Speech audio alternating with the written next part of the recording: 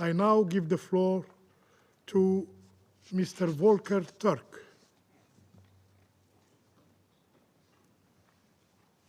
Mr. President, Excellencies, a human rights catastrophe continues to unfold in Gaza before the eyes of the world. Israel's means and methods of warfare have killed tens of thousands of people, inflicted vast displacement, and laid waste to the territory. This has raised utmost concerns about compliance with international law. A recent report by my office covering the period between 7 October 2023 and 30 June 2024 documents patterns of attacks on hospitals, starting with Israeli airstrikes, followed by raids by ground troops, the detention of some patients and staff, the forced removal of others, and the withdrawal of troops, leaving the hospital essentially non-functional. The report also details the killings of patients, staff, and other civilians. Hamas and other armed groups continue to launch sporadic and indiscriminate attacks on Israel and reportedly to expose civilians and civilian infrastructure, including health facilities, to attack by operating amongst them, which is totally unacceptable. The protection of hospitals during warfare is paramount and must be respected by all sides at all times. The destruction of hospitals across Gaza goes beyond depriving Palestinians of their right to access adequate health care. Those hospitals provided sanctuary for thousands of people with nowhere else to go. The destruction wrought by the Israeli military's attacks last Friday on Kamal Adwan Hospital, the last functioning hospital in North Gaza, reflects the patterns of attacks documented in the report. Some staff and patients were forced from the hospital, while others, including the general director, were detained, with many reports of torture and ill treatment. The Israeli military announced the next day that its months-long operation in North Gaza was concluded with the separation of North Gaza from Gaza City. We are now seeing reports that parts of North Gaza are almost completely emptied of Palestinians. We have repeatedly warned that Israel's military operations in North Gaza place the entire Palestinian population of the governorate at risk through death and displacement. For months, we reported intense bombardment on residential buildings, shelters, and medical facilities, displacement orders, the prevention of the entry of aid, attacks on Palestinians trying to flee, and on their shelters once they reached Middle Gaza. Across Gaza, Israeli military operations in and around hospitals and associated combat have had a terrible impact precisely at a time of massive demands on healthcare due to the ongoing conflict. They have been particularly devastating for certain Palestinian civilians. 6 babies have reportedly died of hypothermia in the past few days alone. Women, especially those who are pregnant, have suffered gravely. Many women have given birth with little or no support, increasing risks to both mother and child. My office has been told that newborns have died as a direct result of this lack of care. According to the Ministry of Health of the State of Palestine, more than 100,000 Palestinians have been injured in Gaza. Many of these wounded people have died while awaiting treatment because of lack of access to healthcare. All this is occurring against the backdrop of increased obstacles placed before the United Nations and other humanitarian agencies in bringing aid, including urgent medical supplies, into Gaza and distributing them across the territory. Mr. President, according to the Palestinian Ministry of Health, more than 1,050 medical professionals have been killed in Gaza. It is important to note that medical personnel are civilians who serve a critical function, particularly in wartime.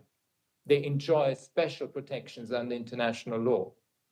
The recent report by my office documents at least 136 strikes on at least 27 hospitals and 12 other medical facilities in Gaza, which caused significant death and injury among doctors, nurses, medical staff, and other civilians, and damaged or destroyed many of the buildings targeted.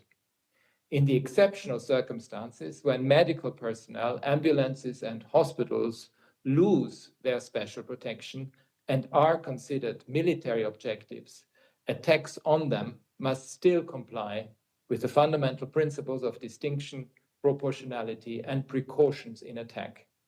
Military operations must always distinguish between military targets and civilians.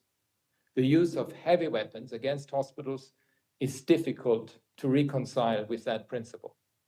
Failure to respect these principles is a breach of international humanitarian law. Intentionally directing attacks against hospitals and places where the sick and wounded are treated, provided they are not military objectives, is a war crime. Under certain circumstances, the deliberate destruction of healthcare facilities may amount to a form of collective punishment, which would also constitute a war crime. If committed as part of a widespread or systematic attack on a civilian population, such acts may also amount to crimes against humanity. In most instances, Israel alleges that the hospitals were being improperly used for military purposes by Palestinian armed groups. I've in fact just received a letter from the Israeli ambassador asserting that Kamal Adwan hospital was militarized by Hamas and that Israeli forces took extraordinary measures to protect civilian life while acting on credible intelligence. Yet, Israel has not provided sufficient information to substantiate many of these claims, which are often vague and broad. In some cases, they appear to be contradicted by publicly available information. If these allegations were verified, this would raise serious concerns that Palestinian armed groups were using the presence of civilians intentionally to shield themselves from attack, which would also amount to a war crime. This is why I'm calling for independent, thorough, and transparent investigations into all Israeli attacks on hospitals, healthcare infrastructure, and medical personnel, as well as the alleged misuse of such facilities. Mr. President, I once more warn in the strongest terms about the risk of atrocity crimes being committed in the occupied Palestinian territory. I urge all those with influence to take action accordingly and to protect civilians as a matter of absolute priority. It is essential that there is full accountability for all violations of international humanitarian and human rights law. It is imperative that all parties do everything in their power to stop the fighting in Gaza so that a long-term ceasefire can take hold. All hostages must be released immediately and unconditionally. It is imperative that all those arbitrarily detained are released at once. I call on Israel as the occupying power to ensure and facilitate access to life-saving humanitarian aid, including adequate health care for the Palestinian population. I urge Israel to end its continued presence in the occupied Palestinian territory as rapidly as possible, in line with relevant United Nations resolutions, the advisory opinion of the International Court of Justice, and wider international law. And I call for future recovery and reconstruction efforts to prioritize the restoration of the healthcare system in Gaza. Thank you.